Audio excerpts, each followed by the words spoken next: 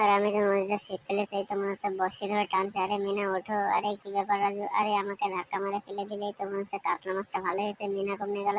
আরে ওকে খুঁজে পাচ্ছি না, মনে হয় মারা গেছে নাকি তা তো বুঝতে পারছি না। আরে কি হলো? আরে মনে হচ্ছে রাজু আমার কি করছে বিষয়টা বুঝলাম না। মনে হচ্ছে এই তো কি কাগজ দিল, আরে আমার মৃত্যুর কাগজ দিল রাজু। আরে বিষয়টা বুঝলাম, এটা কাকটা। আরে আমার মিনা মারা গেছে।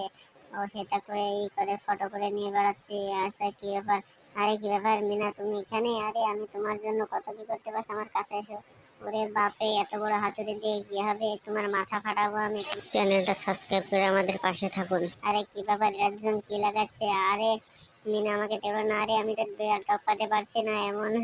এরে এমন হচ্ছে কি ভাই, হাতুড়ি দিয়ে মেরে ফেলবে, কেউ বাঁচাও। আরে দোস্ত তুই কোনো চিন্তা করিস না, আমি চলে এসেছি।